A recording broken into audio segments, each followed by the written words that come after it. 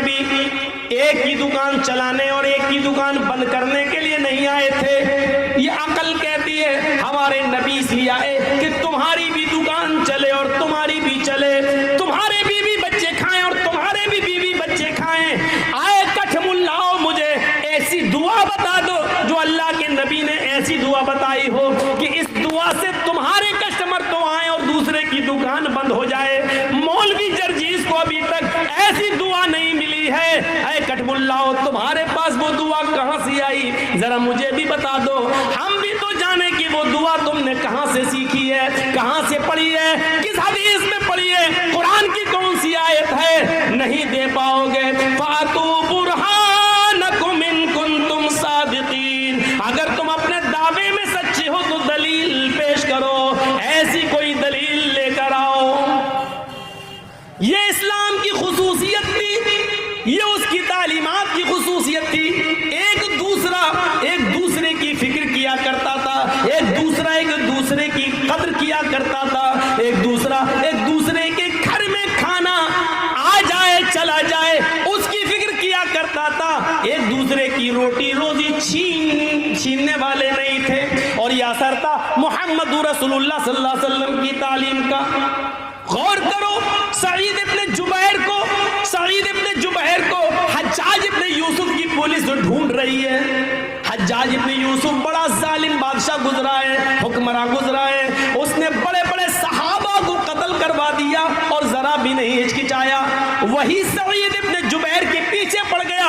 سعید ابن جبیر بھاگے پھر رہے ہیں, رات میں نکلتے ہیں, چھپا کر گزر رہے ہیں, شہر پار کرنا چاہتے ہیں, ملک سے نکلنا چاہتے ہیں, کیونکہ حجاج ابن یوسف نے اعلان کر دیا سعید ابن جبیر کو کہیں سے بھی پکڑ کے لاؤ, ڈھونڈ کے لاؤ, زندہ ان کو پکڑ کے لاؤ, ہم ان کو اپنی آنکھوں کے سامنے قتل ہوتے ہوئے دیکھنا چاہتے ہیں.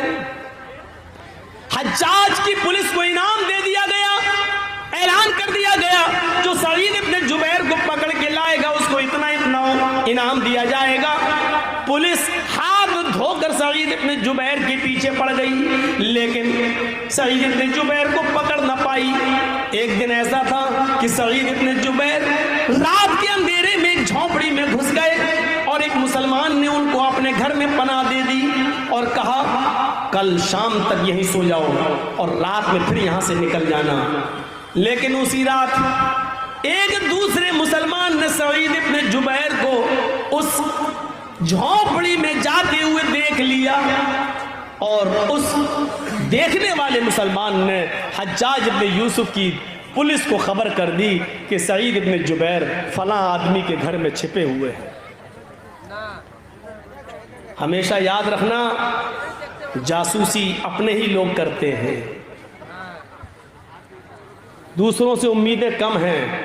ہمارے اتر پردیش میں جب لاک ڈاؤن لگا تھا اور مسجدوں میں نماز پڑھنے کی پابندی ہو گئی تھی تو یہ ہوا تھا کہ صرف 5 آدمی نماز پڑھ لیں, ایک امام, ایک مؤذن اور 3 آدمی بس. تو ہر آدمی یہ چاہتا تھا کہ ہم گھس جائیں, وہ چاہتا تھا ہم گھس جائیں, لیکن ہم لوگ مجبور تھے کہ 5 سے زیادہ نہ لیں کیونکہ مسجد کے ذمہ دار پکڑے جائیں گے.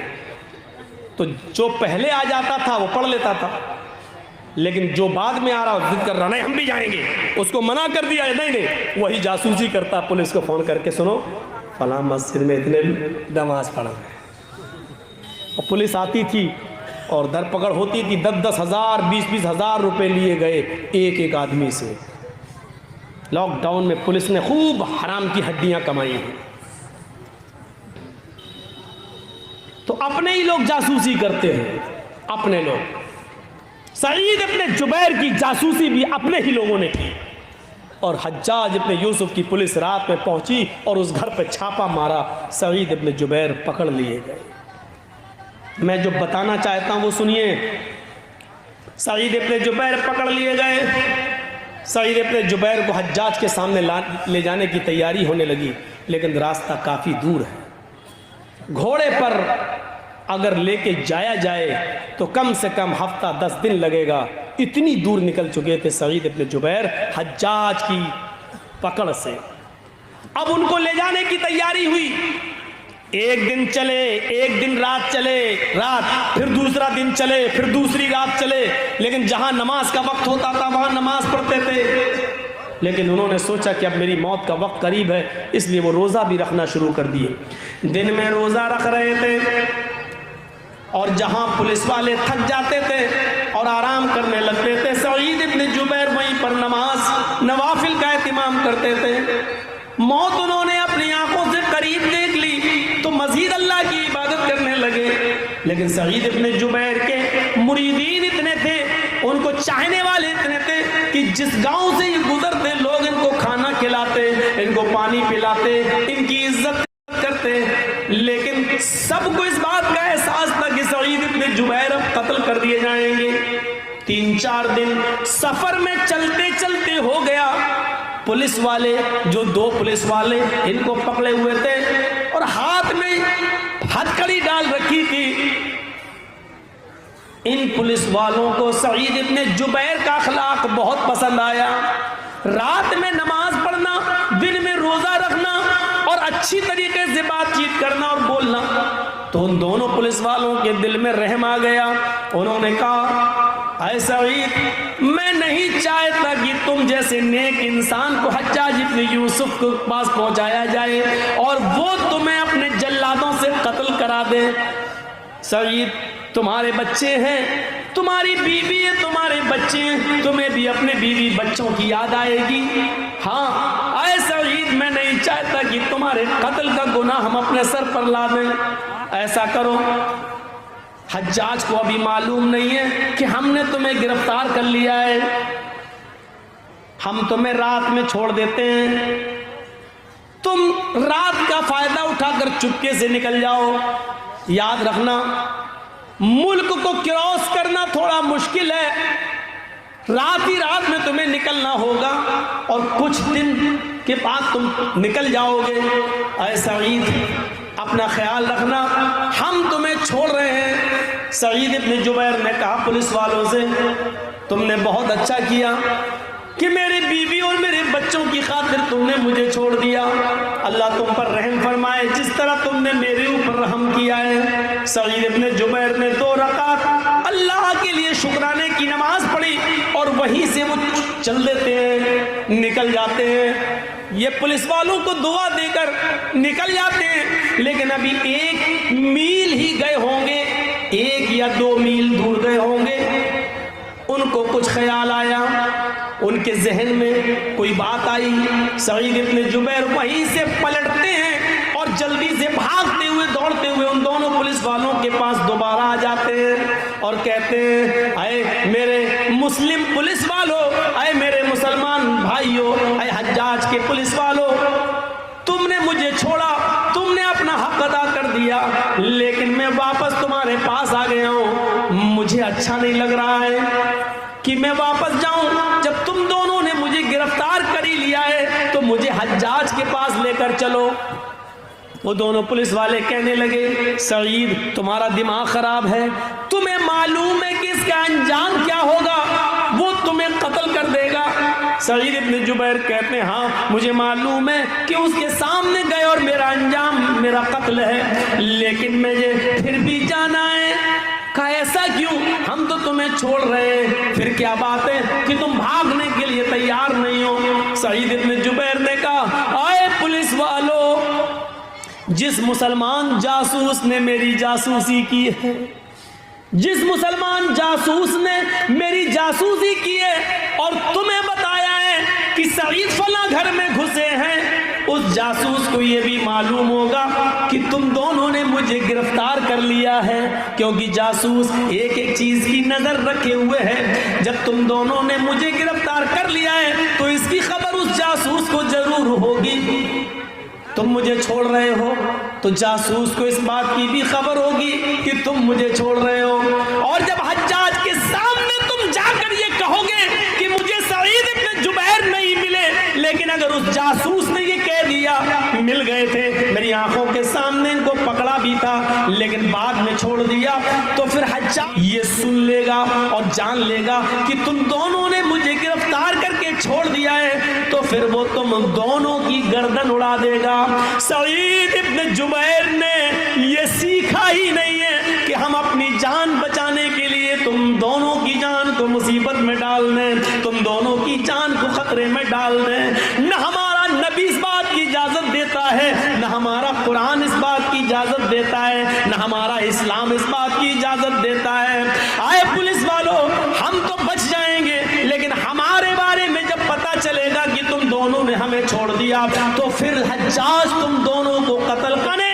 اور ان دونوں پولیس والوں نے مجبور ہو کر سعید ابن جبیر کو حجاج کے سامنے پیش کر دیا، اور حجاج نے ان کے ہاتھ پیچھے سے بندھوا کر خونی چمڑا بچھا کر جلاد کے ہاتھ میں تلوار دے کر کہا کہ میری آنکھوں کے سامنے سعید کو قتل کر دو، اور سعید کی گردن نیچے ہوتی ہے، اور حجاج ابن یوسف کے جلاد نے ایک زوردار تلوار مار کر سعید ابن جبیر کو قتل کر دیا۔ پورے واقعے سے کیا ملا ہے؟ پورا واقعہ بتانے کا مقصد یہ تھا کہ سعید ابن جبیر نے اپنی گردن پہ تلوار چلانا گوارا کر لیا، لیکن ان دو مسلمان پولیس والوں کی جان کو خطرے میں ڈالنا گوارا نہیں کیا۔ یہ اسلام کی تعلیم تھی۔ وہ اپنے لیے جو پسند نہیں کرتے تھے ان پولیس والوں کے لیے بھی انہوں نے پسند نہیں کیا۔ وہ نہیں چاہتے تھے کہ میں بچوں تو یہ دونوں کی جان چلی جائے۔ یہ طرف اسلام نے ہمیں دی ہے، اور یہ تعلیم اسلام نے ہمیں دی ہے۔ ایمانداری کے ساتھ دل پر ہاتھ رکھ کر آپ بتائیے، کیا یہ طرف، کیا یہ جذبہ ہے ہمارے اندر؟ کیا ہم ایک مسلمان دوسرے مسلمان کے لیے یہ ہم سوچتے ہیں؟ اسلام کی تعلیم تو یہی تھی۔ اسلام کی تعلیم تو رحم و کرم کی تعلیم ہے۔ ہاں، RSS کے گنڈوں کہتے رہو جو تمہیں کہنا ہے، بی جے پی کے کرمنل لوگوں کہو تمہیں جو کچھ کہنا ہے، اگر تم اپنی زبان میں آزاد ہو تو میں بھی اپنی زبان میں آزاد ہوں۔ تم کتنا بھی دہشت گردی کا الزام لگاؤ ہمارے اوپر، ہم آج بھی کہتے ہیں اور یقین کے ساتھ کہتے ہیں کہ تم آج سطح میں بیٹھے ہو تو ہم مسلمانوں کی دین ہے۔ اگر تم نے اتنا چھیڑا نہ ہوتا، تم نے ہمیں اتنا بدنام نہ کیا ہوتا، ہماری مسجدوں کو شہید نہ کیا ہوتا، ہم مسلمانوں کی موب لنچنگ نہ کی ہوتی، ایک قوم کے ساتھ اتنی نفرت کا سلوک اگر تم نے نہ کیا ہوتا تو آج تم اقتدار میں نہ ہوتے، سطح میں نہ ہوتے۔ رام کا نام لے کر جس کرسی پر تم بیٹھے ہو، آج رام چندر جی کی آتما بھی تمہیں کوس رہی ہوگی، آج تمہیں گالیاں دے رہی ہوگی، آج تمہیں برا بھلا کہہ رہی ہوگی کہ آئے کم بخت ہو، آئے نالائق ہو، مجھے کیوں رسوا کر رہے ہو؟ میں نے کب مسلمانوں کے خلاف نفرت بھرے جملے کہنے کی اجازت تمہیں دی؟ کب ہم نے ہمارا نام لے کر موب لنچنگ کی تمہیں پرمیشن دی ہے؟ تم کیوں ہمیں رسوا کر رہے ہو؟ اللہ کی قسم کھا کر کہتا ہوں، رام چندر جی کی آتما اگر زندہ ہے اور آتما ہے تو وہ آج مودی کو بھی گالی دے رہی ہوگی، یوگی کو بھی گالی دے رہی ہوگی۔ یہ جملے نہیں آنی چاہیے یوٹیوب میں، اور جس چینل والے نے یہ جملے ڈالے اسی پر ہم کمپلین کریں گے۔ مجھے معلوم ہے کہ اسی جملے کو ڈال کر تمہاری کمائی ہوگی، لیکن ہمارے لیے مصیبت کھڑی مت کرنا۔ ہم ہیں تو تمہاری روزی روٹی بھی چلے گی۔ دیکھنا ہے کتنے وفادار ہو تم، تو سوچئے یہ صورتحال ہے ہماری، کیا درس ہے ہمارا، کیا سبق ہمیں اسلام دے رہا ہے اور ہم کیا کر رہے ہیں؟ ہم نہیں ہیں دہشت گرد۔ جس اسلام نے ایک انسان کے قتل کو پوری مانوت اور انسانیت کا قتل کہا ہو، وہ دہشت گرد کیسے ہو سکتا ہے؟ من قتل نفسا بغیر نفس او فساد فکأنما قتل الناس جميعا۔ جس نے کسی ایک نفس کو، ایک انسان کو قتل کیا، ایک منشیہ کو اور ایک انسان کو، ہندو نہیں، مسلمان نہیں، سکھ نہیں، عیسائی نہیں، کسی کو بھی ایک نفس کو، ایک منشیہ کو جس نے قتل کر دیا، بغیر کسی جرم کے اور بغیر کسی فساد کے. ہمارا قرآن کہتا ہے فَقَتَلَ النَّاسَ جَمِيعًا فَكَأَنَّمَا قَتَلَ النَّاسَ جَمِيعًا. وہ ایک منشیہ کا